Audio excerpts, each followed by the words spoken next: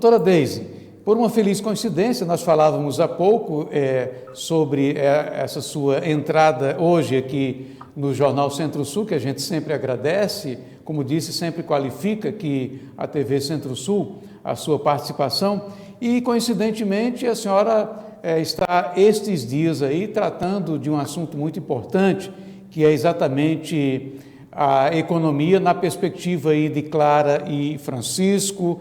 Como é que está o encaminhamento dessa temática, como é que ela tem sido abordada aí em São Paulo e por que ela está sendo abordada? Essa temática está sendo evidenciada agora por ocasião, né, do 14º Simpósio Internacional de Comunicação FAPCOM, que ocorre hoje, né, em homenagem aos 90 anos da chegada da comunidade paulina ao Brasil.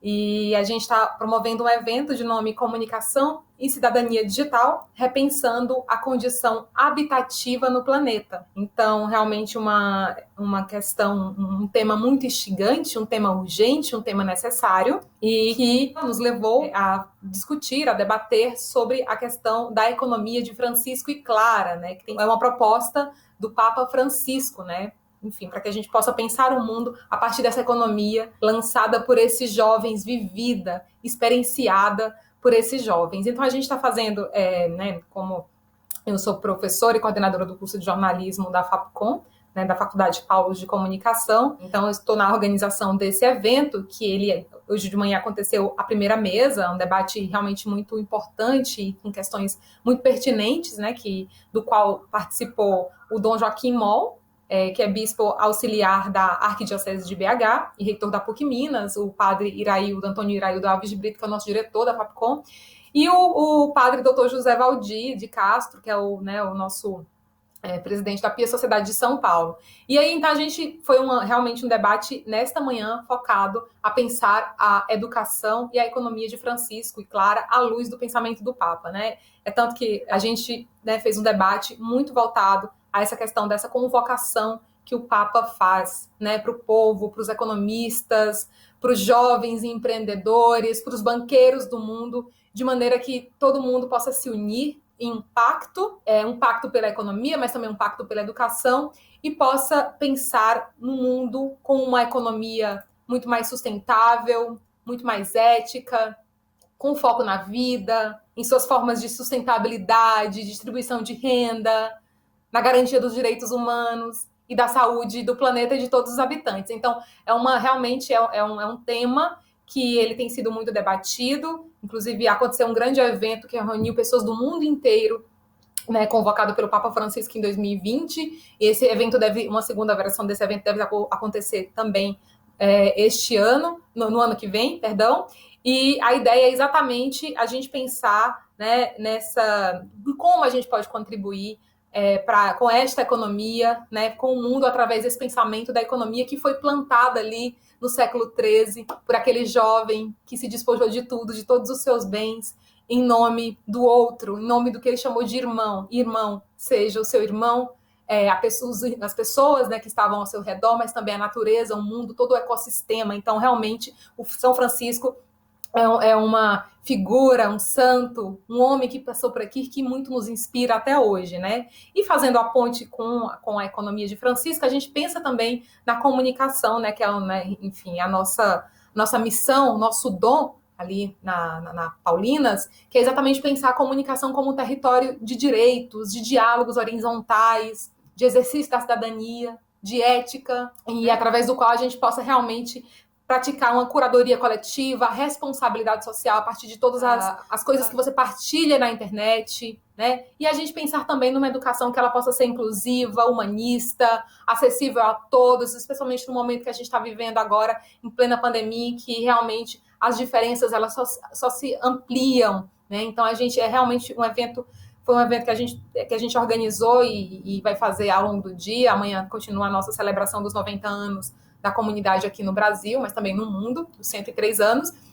E a ideia é exatamente a gente poder pensar nessa perspectiva, né? Pensar nos desafios que se apresentam à prática da cidadania hoje em dia, dentro desse contexto pandêmico, né? Que a gente aí tem uma série de transformações políticas, econômicas, sociais, e que, de certa maneira, é muito afetado, por exemplo, infelizmente, pela desinformação. né? Como é que a gente pode pensar nos desafios, Erivan, do nosso tempo, a partir dessa economia, dessa ideia do amor ao próximo, da doação ao próximo, da solidariedade social, que já foi pregada há muito tempo, por exemplo, por nosso jovem Francisco, né? Então, a ideia exatamente da economia de Francisco e Clara é exatamente a gente convocar a todos os setores da sociedade para que todos possam participar nos processos econômicos e de democratização, que a gente possa participar na construção de um sistema que seja muito mais inclusivo, né? Um sistema mais acolhedor, um sistema que realmente possa olhar,